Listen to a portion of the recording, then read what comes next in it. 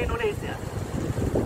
Tapi apakah saudara tahu, di tengah orang miskin yang makin bertambah itu, ternyata para pejabat kekayaannya bertambah 70%.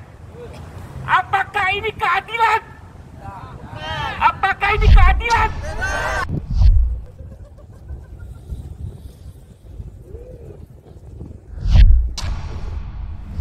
Orang miskin bertambah 3 juta. Pengangguran hampir setiap tahun bertambah 4-6 juta. Dan di antara mereka yang di PHK, beberapa waktu yang lalu, saya mendapat cerita dari seorang yang namanya Billy Saputra di Kalimantan Tengah. Billy Saputra diajak makan oleh pamannya, tidak mau. Dia hanya mengeluh bahwa saya baru saja di PHK. Lalu apa yang terjadi, saudara-saudara? Billy tiba-tiba dicari, tidak ketemu. Pamannya, bibinya, saudaranya mencari-cari. Akhirnya kemudian masuk ke rumah Billy dan kamar Billy terkunci. Begitu pintu kamar dibuka, Billy sudah bunuh diri. Billy bunuh diri bukan karena sakit. Billy bunuh diri karena dia di PHK atas nama efisiensi, atas nama Undang-Undang Cipta Kerja. Billy adalah korban dari sebuah mekanisme kekuasaan yang tidak berpihak kepada buruh. Oleh karena itu, hidup buruh! Hidup buruh! Maksud saya, kalau kemudian kekuasaan tidak peduli kepada seorang pekerja, kepada petani, nggak usah kita rubuhkan, bisa rubuh sendiri. Betul apa betul? Betul apa betul? Baik. Kemudian berikutnya, jumlah orang miskin yang terus bertambah. Dan saya meyakini bisa jadi di antara orang miskin yang bertambah itu adalah paman-paman kita, orang tua kita, kakak kita, saudara kita, adalah bagian dari yang bertambahnya orang miskin di Indonesia. Tapi apakah saudara tahu, di tengah orang miskin yang makin bertambah itu, ternyata para pejabat kekayaannya bertambah 70%. Apakah ini keadilan?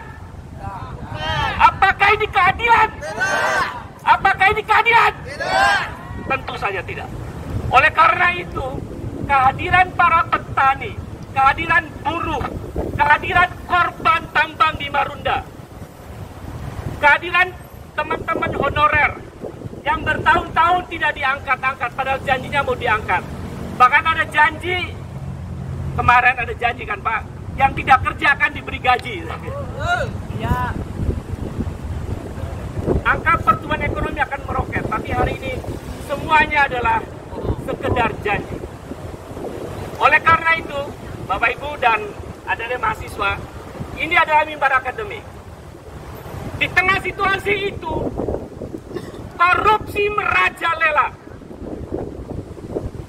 Pak, Bu, kita apakah gampang apa susah cari duit? Susah. Saya tanya sekali lagi, apakah mencari uang hari ini susah apa gampang? Susah. Tahukah saudara-saudara, di tengah susahnya kita cari uang, justru korupsi merajalela di Republik ini. Apakah korupsi adalah kejahatan? Apakah korupsi adalah kejahatan? Oleh karena itu, mari kita sama-sama katakan lawan pada korupsi. Lawan! Lawan! Lawan! Saudara, terakhir, di balik semua problem yang ada di Republik ini, ternyata ada sekelompok yang berkuasa yang mengendalikan kekuasaan, namanya oligarki.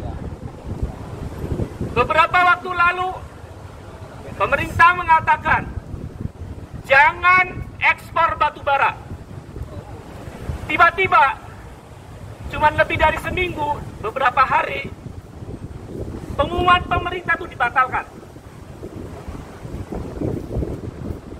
Masih ingat minyak goreng langka? Bu, ada yang ngantri minyak goreng kan sampai meninggal, Bu. Apakah di sini juga ngantri minyak goreng? Ya. Pemerintah melarang ekspor minyak goreng, CPO. Tiba-tiba larangan itu berubah.